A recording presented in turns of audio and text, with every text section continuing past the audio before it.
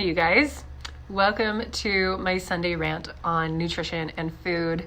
It's been a while since you've heard from me, so I'm excited to get this going. So I was in the Hocket and I was watching the Game Changers because it was suggested to me by someone. And basically what it's about is it's about athletes, certain cherry-picked athletes that switched from a diet of eating meat to a plant-based diet of either veganism or vegetarianism.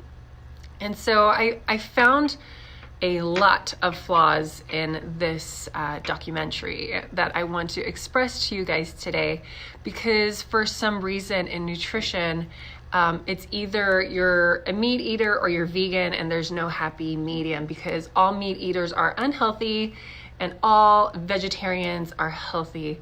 And nothing could be further from the truth, because you can be a healthy meat eater and you can be an unhealthy vegetarian vegan. Because remember, if you are vegan, you can have a diet of Oreos every single day. And that's not healthy. Or chips and salsa, which is still not healthy, but it's better than Oreos. So I want to explain to you what is going on with these cases, because I personally, when Tristan was diagnosed with stage 4 colon cancer, I was breastfeeding at the time. I had a lot of stress. I am prone to Graves' disease. I switched to a vegetarian diet, and I had my first thyroid storm in years. And then I lost like 10 pounds in like a week or two. So I realized my body couldn't sustain a vegan diet because of multiple factors, and those factors being, one, I had a very strained body and I had high stress.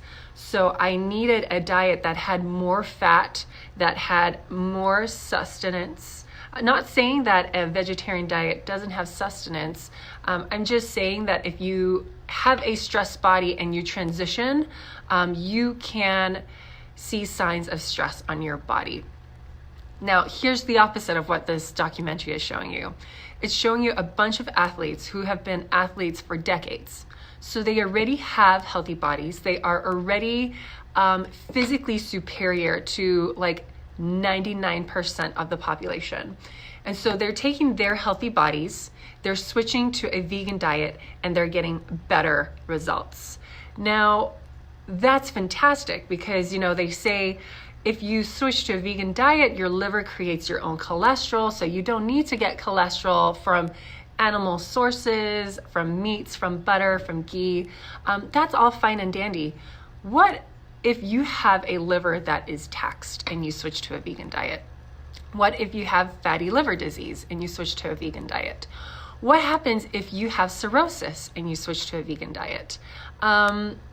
Is your taxed liver does it have enough energy to create cholesterol for you?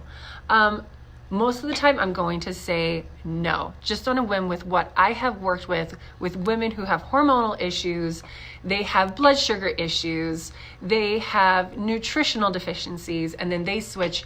I even had a client who ended up in the hospital after a week or two of going vegan because her body went into massive, massive shock. So here's another discrepancy that I was seeing in this documentary. Was they were taking athletes that were eating meat from Popeyes, and then they were feeding them vegetables. Anything compared to fried chicken from Popeyes is always, always, always going to be better. Always. So what would have been a better, more what I would have been convinced by more, is if they took an athlete that ate meat and tons of vegetables and tons of greens and compared them to the vegetarian. So if they ate the same amount of vegetables a day, but then had different sources of protein. So your vegetarian was eating beans and your non-vegetarian was eating grilled chicken, free-range chicken, grass-fed, grass-finished beef, and they were eating it in the same quantities. So let's say 50 grams of proteins from beans and legumes and 50 grams of proteins from animal sources, and maybe beans as well. That would have been more convincing. But again, anything is better than a Popeyes diet. Anything is better than fried chicken. Anything is better than a massive piece of steak next to a second massive piece of steak. What if there was like a half of that steak with a buttload of vegetables next to it, how would have they fared? According to, like, how would they have compared to each other? So those were my frustrations that I saw with this. Now, again, some people do thrive with vegetarianism and veganism, and that is fantastic. But we need to see how your body fares, how your individual gut biome fares, how your body absorbs, because what we're realizing more and more is that our gut biome truly decides what we do absorb and what we don't absorb, what we do utilize and what we don't utilize. So do you have a gut biome that can digest fiber from beans, that can digest lectins from beans? Can it digest like all the fiber from cruciferous vegetables? If not, then how do you do a vegan diet? If every time you eat high lectin foods and you get gassy and inflamed, how is a vegan diet going to serve you? Again, these athletes were already superior in health and wellness and fitness. So the transition was easy for them because their gut biome was primed for something like that.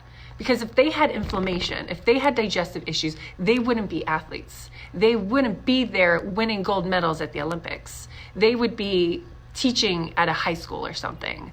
So that's the issue that I'm seeing. They're taking genetically, because they are expressing genes that they're training for, genetically superior people, and they're switching them to a vegan diet, and of course they're doing awesome.